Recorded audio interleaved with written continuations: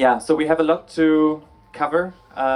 Free love, intentional community, radical politics.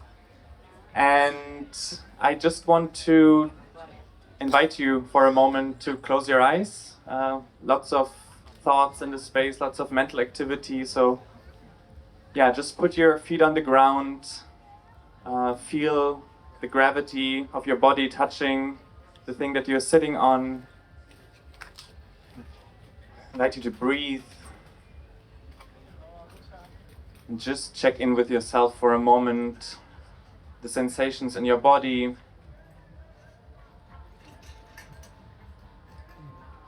To perceive your breathing. How's your breathing right now? To perceive the quality of your emotions. Perceive the quality of your thoughts. Yeah, and just to invite you also, if you need any adjustment, to be more present, to do that. And before you open your eyes, I want to invite you for a few contemplations to activate your imagination. Can you imagine what a world beyond capitalism, beyond patriarchy, beyond domination would look like?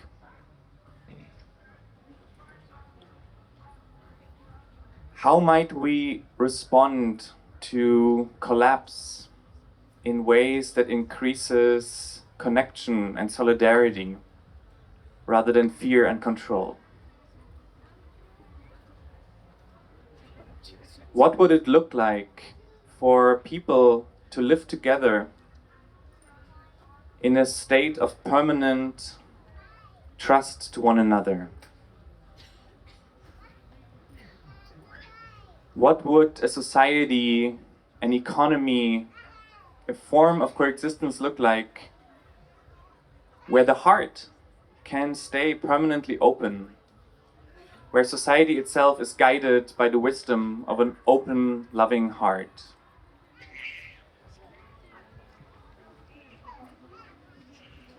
And when you're done tuning into this utopian seed in your heart, I invite you to come back, to open your eyes gently, maybe look around. Thank you for being here. My name is Martin, as was already said. I am part of an intentional community in Portugal called Timera.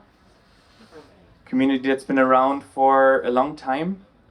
Just wonder who of you has never heard about this project? Okay, so a fair amount. Yeah, the community originally started in Germany in the aftermath of the students' movement of the 60s and 70s. Started out as a radical social experiment, kind of putting all societal taboos into question. And then in 1995, moved to Portugal, became a more international community that's working on ecological regeneration, free ways for children to grow up, trustful ways for people to live together, healing in love and sexuality, and also peace work in different parts of the world. The vision of this place is to create, to embody, and also to seed what we call healing biotopes, which are kind of holistic models for a nonviolent regenerative culture. And I just want to say a few words about this term, healing biotope, because it's, in English especially, I think it's a bit of an odd term. So biotope comes from Greek. Bios is life, topos is place. So it's a place of life and ecosystem. And when we refer to healing, we actually are not so much speaking about eradicating an illness or fixing a problem, but kind of go to the root of the word healing, which in English is very interesting, comes from the same stem or the same root, heal, holy, whole. So there is a certain intelligence in language of telling us how healing actually relates to reintegrating into the wholeness of life. And when we have that experience, we somewhat touch the sacred character of the world.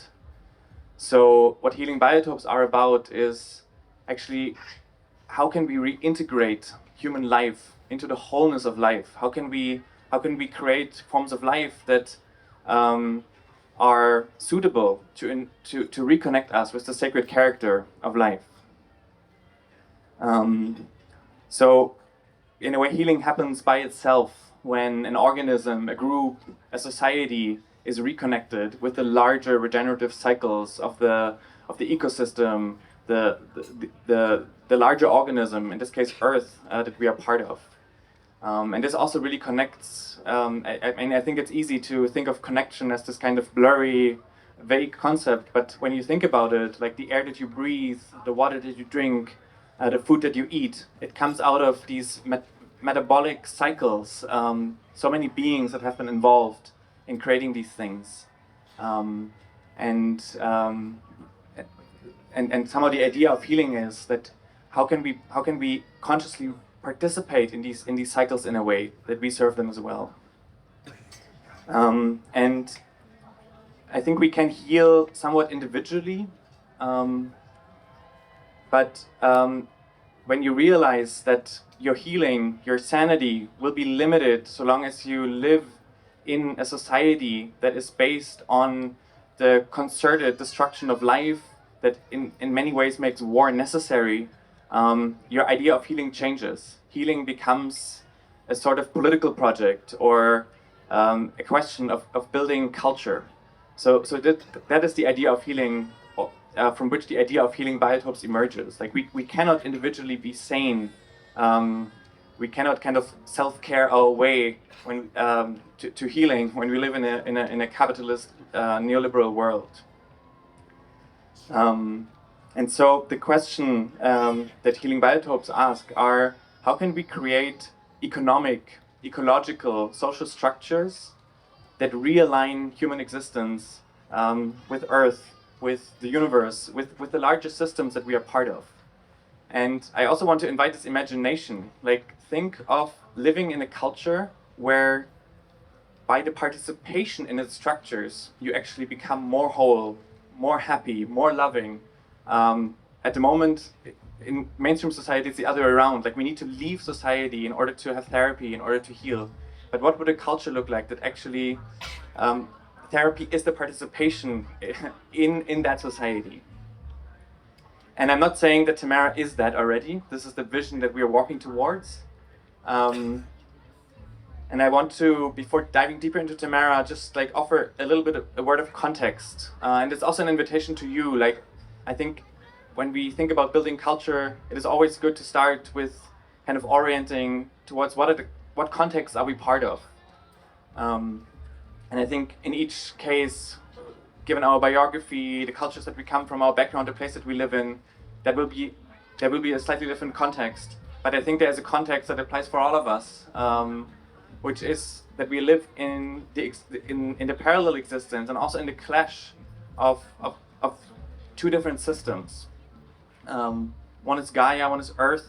The other one is, we can call it capitalism or patriarchy or Vetico. And when I speak of systems, I mean, I'm referring to these complex, dynamic, self-organizing entities. So when we look into the natural world, when we look into what is an ecosystem, what is a forest, we see this. In a way, it's a wonder for me. It's like I'm fascinated when I look at how an organism, how my own body works, how a forest works, where you have all these. This huge complexity of different units of life co-creating something that is way beyond, that is bigger than the sum of its parts. So in an ecosystem, you have all these like small interactions between single beings that are mutually beneficial, that then creates an overall organism that has the capacity to self-regulate, has a resilience that none of the individuals would have. And yeah, there is this probably many of you are aware of Gaia theory, James Lovelock and Lynn Margulis, that talked about how is it that like Earth over millions of years has exactly the environmental conditions that are necessary for life to thrive. How is it that oxygen stays exactly at the level that these complex life forms need in order to thrive? How is it that salt levels, temperatures stay stable? And so there's this idea that like life as we see it emerges from the collaboration of life itself. So it is Earth maintaining the very environmental conditions for it to thrive. Earth's purpose in that sense, we can make sense of creating and enhancing the conditions for the biggest possible diversity of life to thrive and to self-organize. And I think we can make sense of our kind of crisis of civilization or the already starting societal collapse as the clash of two systems with purposes that are at the root really irreconcilable, because you have that system of Earth that is about the diversity of life to self-organize, that's regenerative, that is cyclical, and on the other hand, you have this global predatory system that in the heart is whose purpose is make more capital, which involves turning life processes into transactional processes, turning living beings into commodities. It is accumulation based, it is power over based, and as part of that necessitates violence, war, oppression, othering.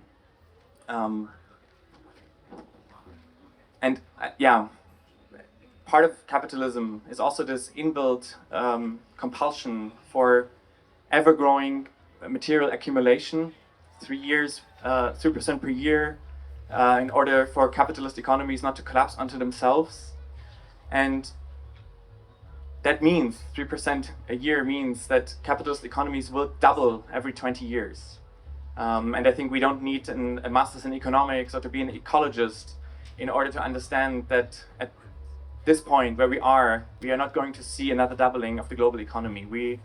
This morning there was the question like, does society need to collapse, or can we create transition pathways? I think the collapse is already happening. The question is now, how are we turning the collapse into a transition? How are we enabling a path forward at this point? And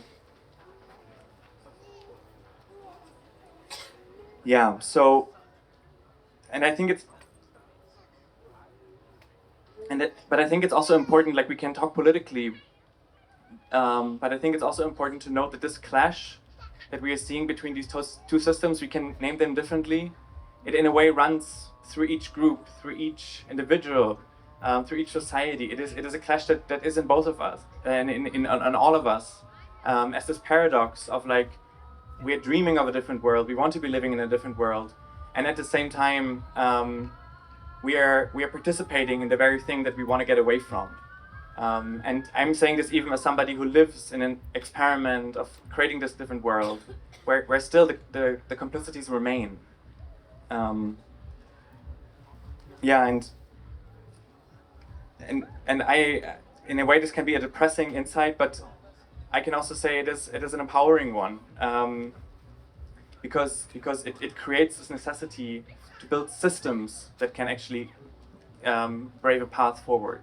Because no amount of psychedelics or therapy or meditation, and it's all good, I'm doing them. It's in many ways indispensable, but also insufficient.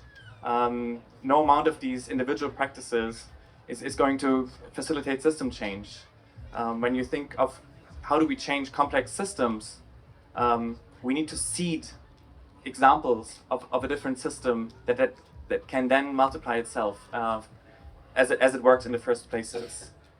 So this is kind of the idea that Tamara relies on, and I just want to tell you a few stories of a few of the experiences, and then we will open for Q&A. Good so far? You're with me? Yeah. Thanks. Yeah. Actually, I want to say one more thing, which is like from making sense of this clash of systems that we live in society that is also within us. Um, that makes a big difference for building community. I think there is a like community building can be private, can be a way of trying to escape from the political realities of our time into a comfortable niche in which we can have a nice life within and among us. And community can also be an attempt of seeding a different system. That makes a huge difference, not just outward facing, but even inward facing for what is possible in these communities. Um, so I would say the first step in kind of creating a different system is the relation to place, to ecology. Also, when I talk about community, I'm not just referring to the relations of human beings. Um, in many ways, when people think of buying a piece of land, uh, creating this different experience among us, uh, I think the first reckoning is that place is already inhabited by a number of beings. So how do we relate to them? Is our way of building community a colonial imposition on that place, or are we asking for permission? Are we collaborating with the beings that are there? Um, in Tamara, part of the ecological research is what we call spiritual ecology. Is the research of can we actually communicate with the more than human life? When rats invade our living spaces, can we speak with them and find out why they are coming to us? And we've had the experiences that from a conventional viewpoint would be the weirdest of how the behavior of what is considered wild animals, or in some cases what you consider pests that usually you would just say, okay, let's take poison and get away with them. We had the weirdest experiences of how their behavior would change once they would feel that the message that they are trying to deliver to us was heard. But then also there was this sense of we are not the only ones dreaming this dream of community. There is actually also a dream in the landscape. And there was a sense from the beginning that Tamara had a lot to do with water. Actually, the name Tamara, it came in meditation for one of the co-founders. It translates as land of water. And this was ecologically one of the most important works being done, realizing the vital importance of rainwater management. Also for context, we live in an area that is strongly affected by progressive desertification. We've had droughts over many years. It is an area that scientists say in 20 years will just be a desert, uninhabitable. And part of the intention of going there was also to go to a place that's very degraded in order to show the regenerative possibilities of life. And we were gifted by this vision, by this practice of creating what we call a water retention landscape. It came from an Austrian permaculturist, Sepp Holzer, which is kind of working with the land in a way that you allow the rainwater that falls to sink into the ground, to recharge the aquifers. And once we created those first structures, this place, I just arrived at Tamara at this moment, and we could just see this almost magical transformation over a short period of time, where as soon as rainwater was recharging aquifers, you would see springs pop up. You just have this explosion of growth in the vegetation, wildlife returning. We could produce our own food. We no longer had this question of how are we going to supply ourselves with drinking water? All our guests, we have 3,000 people pass through every year, so there's a demand. And then we also recognize connecting with other people in different parts of the world that have implemented this kind of decentralized community-driven water management, that when you scale this up to larger regions, you actually can create a kind of positive climatic change on a bioregional level. So there are places, for example, in India and Slovakia, where that form of ecosystem regeneration work was done, where when you restore water cycles, when you regrow vegetations, you actually restore the planet's own cooling and climate regulating systems. And so they had temperatures drop, they had precipitation be balanced again. And I think it's a vitally important message because conventional responses to the climate crisis are failing. So this was the first. This is like I would say a base layer of the work of showing the possibility of we can actually create decentralized, regenerative, autonomous communities in which people supply themselves through water, through food that is grown on their land, based on communicating with the beings of nature, based on restoring water cycles, ecosystems. And that also kind of connects to learning from cultures that have lived sustainably on land for thousands, sometimes 10,000 of years, where we actually break out of this Western kind of binary of culture versus nature that underlies so much of the conservation thinking, where there's this idea in order to protect nature, we need to remove human beings from the ecosystem.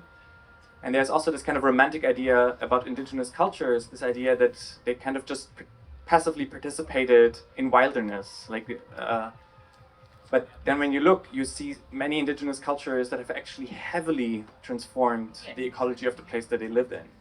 And I think this is very important for two reasons. One, because it kind of counteracts this misanthropic idea that like humans are a cancer of the earth, and if we just go extinct, then Earth will be better off and can finally heal.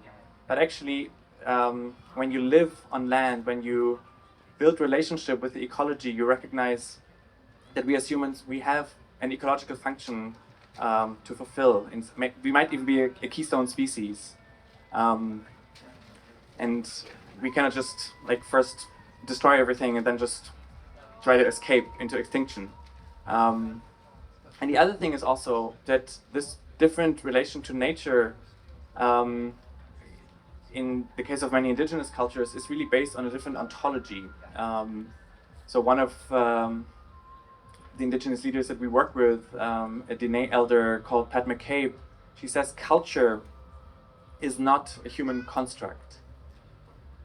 Culture is the Mother Earth expressing herself through people at any given place. For me, this is like the furthest reframe that I have heard, that I've come across, kind of from the Western idea of culture, which is inherently like human-centered. Yeah, and the other big area of Tamara's work, that also as you could hear in the title, really relates to the question: how can we as human beings live together in lasting trust and solidarity? Because you can have the best ecological and even technological inventions, but if people can't get along, usually it won't help for very long.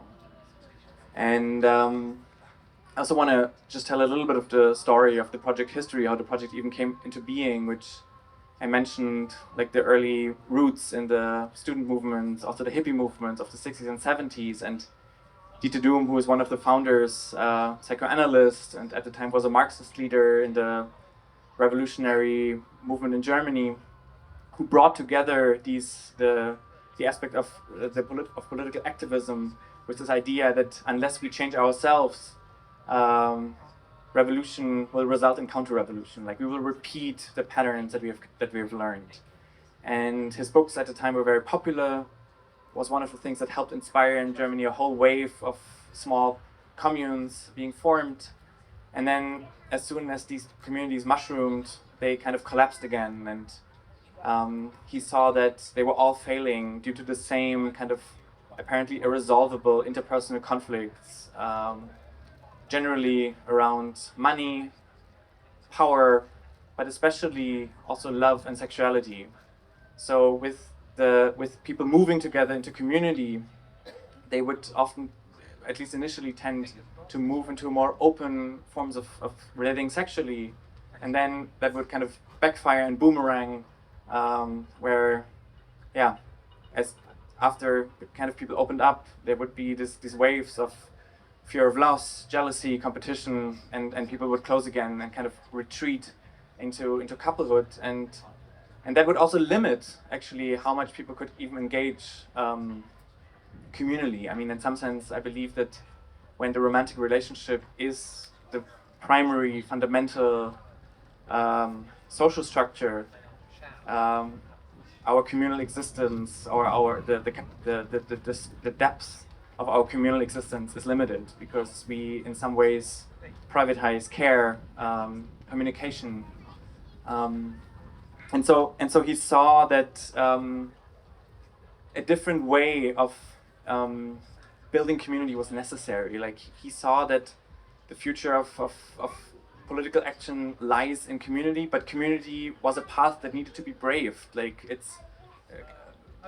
we can easily romanticize indigenous cultures, but those of us in the West that have been socialized into all these systems of oppression, what they are based on is really the undermining of community. So community needs to be relearned. It is not just something that you kind of naively stumble into. And so they started to engage in a radical social experiment to look at how, like, what are the conditions for trust. And another observation that was also kind of leading them into this was this idea that there is an underlying structure of existential fear in Western capitalist society that is so deeply rooted in people's psychologies that we don't even perceive it anymore. Like, we just perceive the results of it. Like, we perceive perhaps the anger or the conflicts that exist in groups. And Didum was saying that capitalism needs this underlying structure of fear in order to exist. Like, you can only want accumulation or consumption or being better than over another if there is a deep sense of insufficiency, of lack, of insecurity inside of oneself.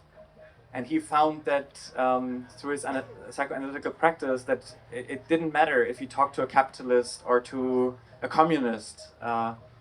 The underlying psychological structure was the same, and political beliefs could flip from one side to the other as long as we don't go to this substratum, which is often hidden, not part of the political conversation. And he also said that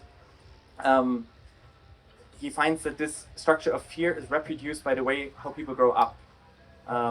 Through an erotic fixation that children develop on their parents due to an upbringing where the social relations to adults are limited, or where caregivers, parents are not able to handle the awakening of erotic energy in children. So there is a split that happens, and that then marks the path of that individual through their sexual and romantic lives, where we are kind of split between a publicly presentable part and kind of a sexual substratum that is often suppressed, and it is this cutoff from body, from feeling, also from sexual truth, which then of course continues through the institutions of society, that makes it hard for us to actually relate to one another truthfully. And truthful communication is the basis of any lasting relationship. So yeah, so they recognize this is a deep issue, and it's kind of weird. Like, also the title of my speech is Free Love. I no longer really like this word, because it's also, when you think about it, love can never really be not free. So like, when you truly love, it has to involve freedom. Like, you cannot imprison another being and then pretend to love that being. So, but actually, when we talk about free love, it is more the work of freeing love from that underlying fear that has been that we have kind of absorbed through our upbringing in dominant society, and that undercuts our capacity of loving. And also, as we approach it, it is not primarily about like how many people do I have romantic or sexual relationships with. It is not so much a lifestyle choice, whether I'm monogamous or poly, but it is more about, can we create a social structure that allows for healing to happen. And what this work orients towards is creating forms of living together, also of embedding couples, families into a communal structure that supports transparency, truth, and trust to emerge. I mean, one key idea is that trustful communication or trustful coexistence really relies on transparency. So if you live together in a group, it is essential that all the important processes that are happening in this group are transparent to its members, whether that is financial movements, whether that is how power is distributed, whether this is the sexual reality of this group. If stuff is hidden, you breed conflict, which at some point will explode and break a group. And of course, truth is also difficult because there is a reason why we don't want to go there. And so they needed to come up with methodologies that take the fear away from truth, that make it possible to actually bring into communication the things that we would usually leave out. So a practice that has been a continuity in the community from the very beginning to now is one that we call forum. That is an invitation to for an individual at a time to step into the circle and to share the very things that they would usually not communicate about, whether that is too beautiful to share or whether it is anger or trauma, and it is a very transformative experience to actually create intimacy and transparency around the very things where you would usually fear that if I say that, I'll be cast out. I mean, probably many of you know this experience. Like when you're deep in a group, that thought comes up. Like there is a part of us that stays out, and so part of the work is like, no, let us actually bring it in.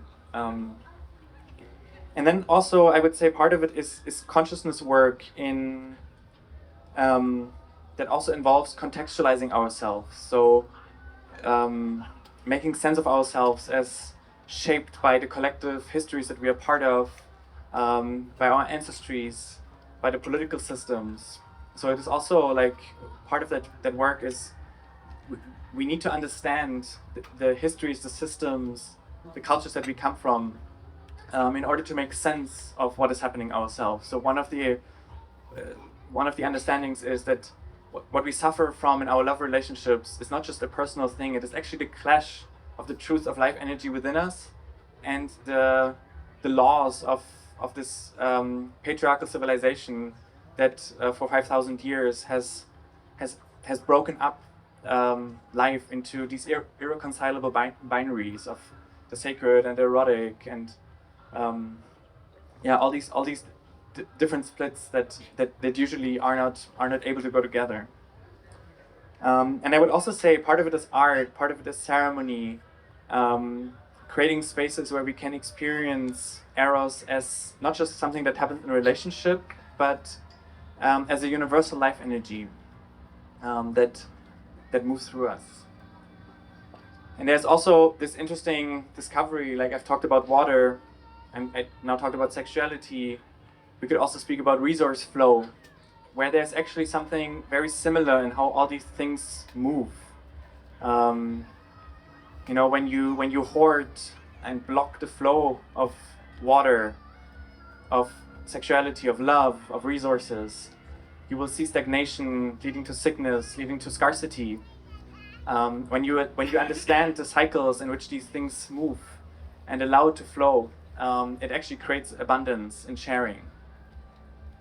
And that in many ways also then is what creates this healing biotope, is like where we combine the different areas of our lives into a coherent system that all flow according to similar principles. And before opening for questions, I just want to also bring it out again, because I started with this, like, the clash of two different systems, the crisis of civilization. And of course, a question that you can ask, okay, it's beautiful that people experiment with these different ways of living, but how is it relevant in the face of the genocide that is happening in Gaza? How is it relevant in front of the extinction crisis, rising fascism around the world? And I just want to, yeah, I mean, a lot could be said about this, but I just want to say this, that I feel that we are in some ways in an age that where politics has been emptied of its meaning. Like, it's in some ways an apolitical age. Part of it is neoliberalism that has reduced politics to a very, like, functional managerial thing, where we no longer talk about different visions of society, but just like who's able to work best for the market. But there's also this disenchantment with progressive politics, where political leaders that have tried to change the system and just have either reintegrated back into the system or been blocked from taking power. And so we see the rise of far-right fascism almost as a part of this disillusionment with the possibility of actually doing something about these daunting crises that we live in. And I think that a new path of politics needs to be braved, and I believe that the future of politics is no longer in kind of electoral party politics, but is in embodying alternatives. It is in building, in practically creating the post-capitalist infrastructure that we will need the more these systems integrate. And that is a way of turning collapse into transition. And part of this is also, we see it in the Global South. We have these really amazing large-scale experiments in post-capitalism, like the Zapatistas in Chiapas and Rojava in northeast Syria, where, like, you have hundreds of thousands of people creating these decentralized, self-governing, autonomous structures, where we see that actually revolution is no longer about taking power within a nation state, but it's about making the nation state obsolete by creating community-based ways of living. And part of my work and our work has also been connecting this work of building intentional communities in the global north with these movements, taking our role in practicing solidarity with them, develop some deep relationships, partnerships with movements in the global south, because we are convinced that we need these critical connections between social movements, indigenous communities, frontline communities in the south, but also we need, in the global north, we need to model a kind of degrowth way of living. So we actually disinvest from the ongoing complicities in these colonial capitalist systems. Yeah, and I think that in the coming together of all these different actors, also practicing large-scale ecosystem regeneration, we can actually see the rise of a post-capitalist network. I think it will start from different bioregions that model community-based ways of life, but also restoring ecosystems. And from there, we will see a network that can the more mainstream society disintegrates, we can actually see different ways of life that we can orient people towards. So that was a very fast run through some of the ideas of Tamara. Thank you for listening, and I would just open, thank you.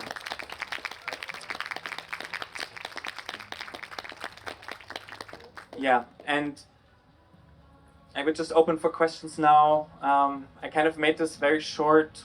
I mean, we have introduction weeks where we have a whole week kind of introducing. It's been over 40 years, so we can deepen on whatever questions. Thank you. I really enjoyed your exploration of the kind of systemic nature, the complexity of dynamic systems. And Yeah, and the way that you brought that all together. Um, I've got a couple of questions, one of which is around forum, whether you could say some more about forum, and the other is about eros and the erotic and how to support children to experience eros in a way that's responsible, directed, and also generative.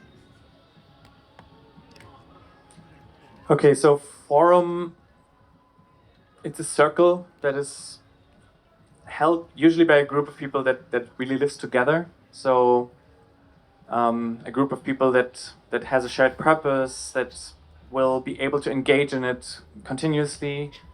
It is facilitated by a person that holds the trust of the group. So one person at a time will step into the middle, share what they have to share, and then when the facilitator realizes that the person is stuck or that a deeper layer of truth can be revealed, they will interact with this person and either give them some encouragement, or we also use art sometimes, like we use kind of performance to, for example, exaggerate the expression in order to, yeah, to also for even for ourselves to become conscious of what is happening within us. And when that performance is done, usually you feel that like the person has kind of brought out the revelation that they came into the middle with. The circle around that was bearing witness and is not interacting, not interacting during the performance with that person, is asked to give feedback. So usually things, what have you seen, things that I can say that will help the process of this person. We'll have a rounds of mirror, and then we will open for the next person. And there are a few more rules which I don't think make sense to explain now because we're not starting it now. But yeah, that's kind of the basics. The other question is a bit tricky for me. I'm not a parent. I mean, I would say that, but I can say that so much of like what, when we are in contact with children, what is tricky in the interaction is kind of the undeveloped parts in ourselves that get mirrored by the aliveness or the spontaneity, the truth of the child that we are with. Whether that is, you know, an anger attack of a child that reminds me of my own childhood trauma, or you know, an erotic movement that kind of scares me or gives me a freeze, and I think a lot of it is kind of adults doing the consciousness work in themselves of realizing, like healing the childhood parts in themselves, in order then to be able to actually be with what is and to respond contextually. Like it may sound very generic, but I think it's actually, I think when we are not blocked by trauma or kind of conditioning, we know how to be in contact with one another, and the same is true for children. Yeah. Any other questions?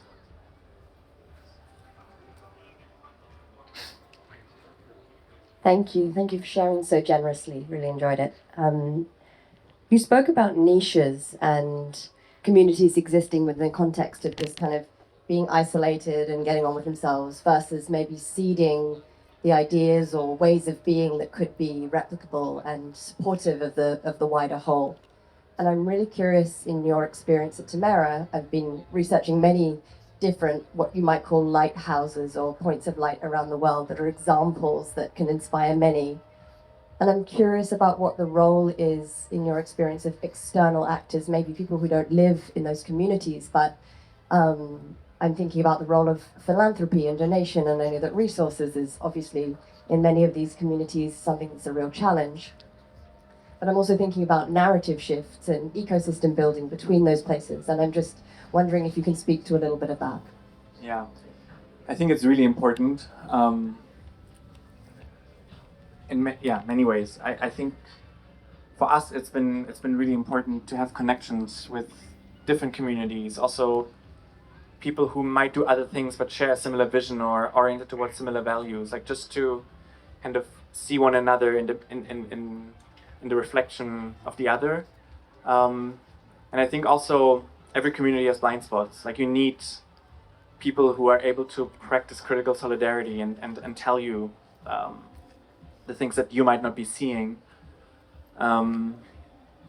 Yeah, and I think what you're saying about narrative, I think that is one important point. Like I think that intentional communities can be these experimental grounds where things are being tested or experimented with that might then help deepen or radicalize things that are happening in maybe alternative movements or social movements.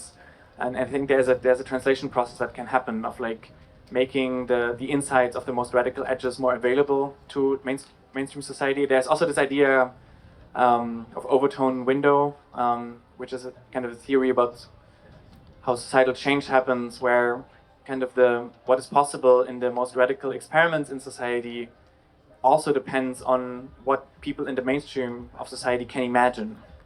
And I think there can be a nice symbiotic relationship between kind of the narrative work and the experimentation. And for sure, donors are playing a role. We've also engaged for kind of creating networks with donors because the kind of research work that we are doing, like no government is funding. And it should be funded. Like I think we should have many more kind of social experiments where people can radically reimagine the way we live, where we can ask ourselves kind of even to kind of create sci-fi, you know, like even to imagine like what would life look like in the 22nd, 23rd century. Like we've had 100 years ago, we had so much like utopian imagination. We have much less today, and we know why, of course. But I think kind of staring at the abyss of apocalypse, it's almost like a revolutionary act to kind of think differently, dream actively, imagine differently. And I think intentional communities can really play a role in this. But I think it's also important that we are connected with like the political pulse of our time, and for this it's important like to bring the activists in, to bring the people in that are doing narrative work, media work. Yeah, and I also think that, and I'm also glad that like this has become something that the Global Eco-Village Network has picked up more, of like facilitating these north-south relationships through ecosystems in eco-villages, and to have eco-villages also as like sanctuaries for activists that might be burnt out, healing places for people to recharge their batteries when they're tired. So all of this, I see them really as places of service to the wider struggle, as not as these like holes that you fall in and then forget about everything else.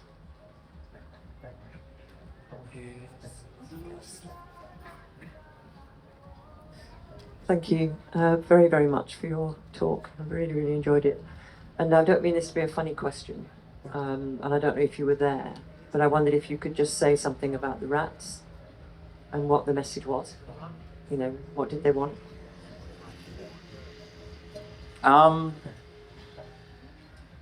actually haven't personally engaged too much in that. For some reason, they haven't visited me as much as other people. So maybe I already integrated the message. I don't know. Just kidding. I mean, usually, actually, one thing is very interesting, is that so apparently, like when they started Samarkand, in the beginning it was just ruins, and they were living in these like very improvised buildings and very few buildings, and they would just like have like a massive like influx of rats, and then they kind of entered into this telepathic spiritual communication. And one thing that they found was that the rats were really not okay with non-vegan or complicity-based consumption products, and so they had to kind of promise the rat, or the rat spirit, as they said, to make their kitchen vegan. It was really important for the rats to say like, we're not if you're serious about building this kind of non-violent community, you need to disconnect from products that make you complicit in violence and exploitation of our kind of animal kin. So that was an interesting one, and And now with the wild boar, we have a similar process, and it's a lot about like land management, and also about kind of vital energies within ourselves. So they also mirror, like, it often feels like that animals want, or maybe those, that they want to mirror like undeveloped or hidden shadow parts of ourselves, which I find very interesting. And also this, like, I mean, you may believe it or may not believe it. The thing is that some of these things really happened. But it really also broadens the idea of healing when you even think that like all these beings come to us, which we would usually not even recognize when we respond from a hostility thinking, wanting to support us in healing. Like, what a loving universe. Yeah. Thank you. I wanted to ask about how Tamara deals with disability, including neurodivergence, and how accessible is the space to visitors and within yourselves, and presumably the aging of the founders and the people who live there, how that is dealt with, that maybe that is different, that we have not heard before, if at all. What do you mean it's different from what we've heard before? Different from mainstream society that we could learn from? Or have you still work to do, and maybe the place is not accessible? That's the question. Yeah. Generally, I would say Tamara had and still has a lot of work to do in terms of diversity, equity, inclusion. So I'm also not suggesting that it's perfect. Like, in many ways, it's yeah, and it's been an important reckoning also. And I would say with neurodivergence, particularly, it's something that hasn't been. I would say there has been a lot of ignorance about it for a long time, and I would say just in the last years, like, people are waking up more to the differences that exist between different people, in ways how we learn, how we communicate, how we interact, and it's been beautiful to kind of to experience that, and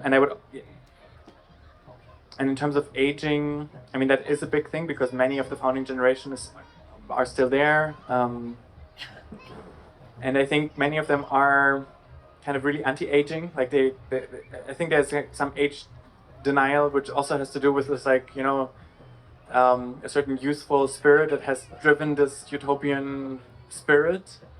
And I would say in some ways it's amazing because it's a communal system, where like you have actually a lot of people that can care, that can support, where it doesn't just rely on close family members or paid service. And in some ways, we're also kind of struggling to reorient to this because it's a big demographic shift. So I think we're grappling with what it means for us, and also many of them, for them it's a big challenge to actually how do we shift from being in the driving seat of that experiment to being an elder or even somebody who needs care. And it's an exciting moment to kind of be in this changing roles between the generations.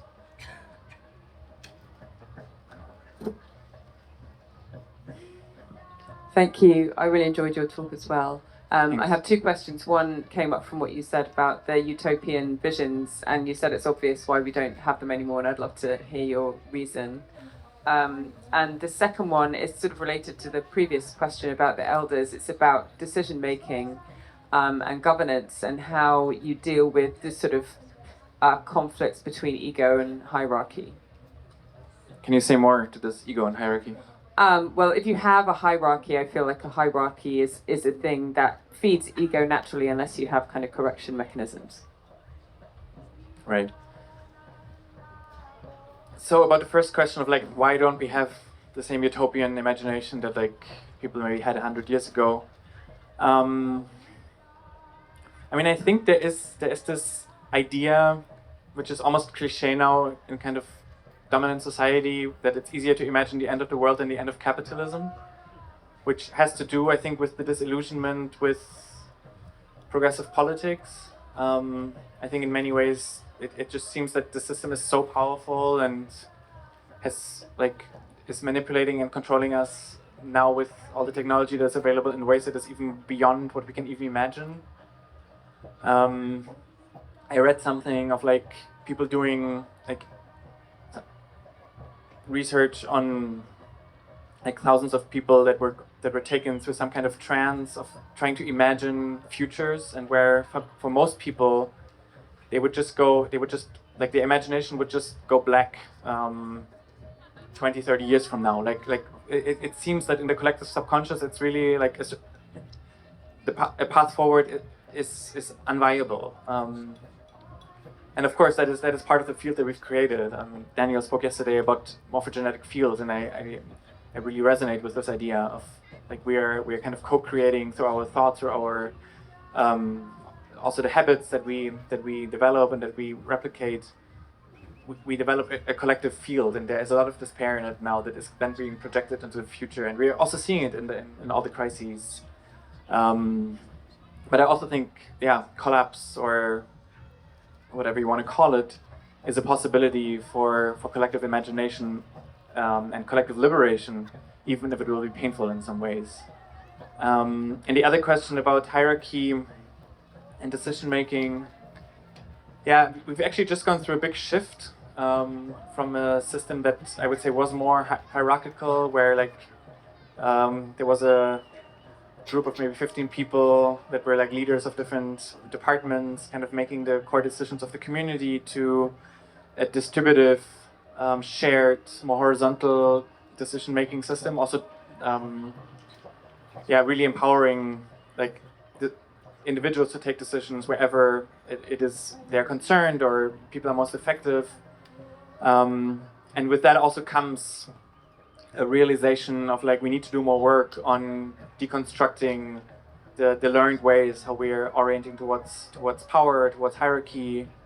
And for sure, I would say that like if you're used to being in a seat of power, that nurtures a certain idea of self-importance and of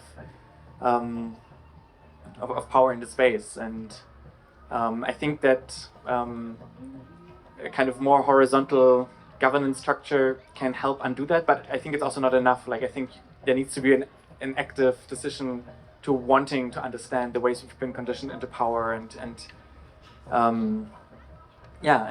that's the work also. And I think that everything that I've talked about before, trauma, living together, trust, like all of this plays into this as well, of like because a lot of this power over conditioning is also a compensation for insecurities and fears and traumas that we might have. Yeah. Any more? Oh, actually we're at time, no? Yeah, time is up, I'm sorry. So, just one more thing. Do you want to say this? Can we have 1 more minute? It's just Emily and I are part of a team that have created a film about the ecological work that we talked about. And it's called Water is Love, and we just want to invite you to see the film. So Water is Love, Ripples of Regeneration is an hour-long documentary and is accompanied by a 12-minute original animation from our team that addresses the importance of water in climate change and taking care of water cycles and water retention landscapes, as Martin explained. And it's just coming out. We've had a few times where we've had a public online release, and we're doing community screenings, and you're so welcome to visit our website, waterisLove.org. waterislovefilm.org, and sign up for screenings to share that with your community, where we not only feature Tamara, but we feature the water retention landscape project of Tamara and some of the history of it, but also the projects in Rajasthan, India with Dr. Rajendra Singh, and with a partner project in Kenya with Philip Munashia and Otepik, just addressing the ways in which different communities are handling the climate crisis through water regeneration. And we would love for you to help us uplift the film and uplift this message, and participate in our impact and distribution campaign. And we'd really love your support and to see you around in our community spaces for the film. Thank you. Thanks, Emily. And you can also visit Tamara. Just go to tamara.org and find the possibilities of connecting with us. Thank you so much for listening.